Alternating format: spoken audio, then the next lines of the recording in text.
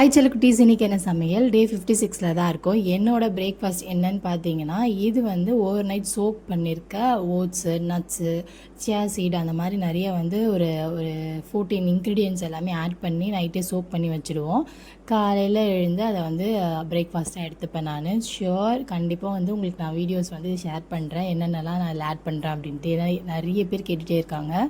So வந்து நான் இதோட டயட்டாக வந்து எடுத்துக்கிறேன் ரெகுலராக வந்து மார்னிங்கில்.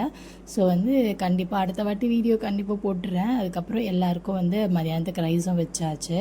ஒலை கொதிக்குது. ஒரு டம்ளர் தான், அதுவே வந்து மீந்து கீழே தான் கொட்டுறேன். அதுக்கப்புறமேட்டுக்கா எல்லாேருக்கும் வந்து பிரேக்ஃபாஸ்ட் என்னென்னு பார்த்தீங்கன்னா, ஹஸ்பண்டுக்கு, தாரிக்கா, இது எல்லாேருக்கும் இன்றைக்கி சேமியா இல்லை ராகி சேமியாவில் வந்து ஸ்வீட்டாக புட்டு செய்யலாம் அப்படின்னு சொல்லிட்டு. ஆனால் ஸ்வீட் போடாமல் அப்படின்னா சர்க்கரைலாம் ஆட் பண்ணாமல் நம்ம வந்து டேட்ஸ் இருக்குல்ல, டேட்ஸை வந்து சின்னதாக சாப் பண்ணி போட்டு ஒரு சுகருக்கு வந்து யூஸ் பண்ணிக்கலாம் அப்படின்ட்டு. ஏன்னா வந்து வெறுமனே சாப்பிட்டா நல்லாவே இருக்காது. ஸோ அதனால் அப்படி வந்து ரெடி பண்ணிக்கலான்ட்டு கெட்டியாக தயிர் வந்து இன்றைக்கி மதியானத்துக்கு வந்து ஃப்ரெஷ்ஷு தயிர் போட்டு நல்லா சாப்பிட்லாம் அப்படின்னு சொல்லி பிளானில் இருக்குது. ஸோ வந்து ராகி சேமியாலே எனக்கு இப்படி செஞ்சால் தான் பிடிக்கும். ஆனால் ரீசெண்ட் டேஸில் நான் அதில் வந்து காரமாக வந்து உப்புமாலாம் செய்கிறேன். நல்லாவே சாப்பிட்றாங்க பசங்க, ஹஸ்பண்ட் எல்லாமே நல்லா சாப்பிட்றாங்க. ஸோ இந்த மாதிரி இன்றைக்கி செய்யலாம் அப்படின்னு சொல்லிட்டு இன்றைக்கி ஸ்ட்ரீம் பண்ணிட்டேன்.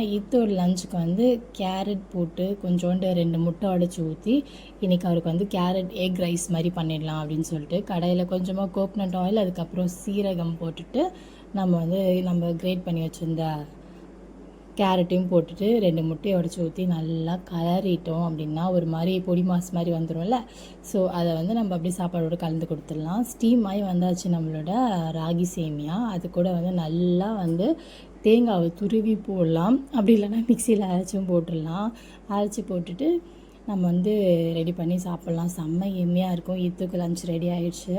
இது வந்து ஹஸ்பண்டோட பிரேக்ஃபாஸ்ட்டுக்கு தேங்காய் பாலில் கொஞ்சமாக வந்து டேட்ஸ் போட்டு கொடுத்தேன்னா நல்லா சோக் ஆகிடும். அவர் சாப்பிடும்போது அது வந்து கரெக்டாக இருக்கும் சாப்பிட்றதுக்கு, நல்லா ஊறிட்டு. அதுக்கப்புறம் இதுக்கு வந்து ஸ்நாக்ஸுக்கு ஆப்பிள், ஆரஞ்சு வந்து கட் பண்ணலாம்னு நினச்சேன். ஆரஞ்சு உரிக்க முடியல. ஸோ வந்து ஆப்பிள் நட்ஸ் மட்டும் போட்டாச்சு. ஹஸ்பண்டுக்கும் ஆப்பிள் மட்டும் கொடுத்துட்டேன். ஸோ வந்து நாளைக்கு என்ன லஞ்ச் அப்படின்னு பார்க்கலாம். பாய்.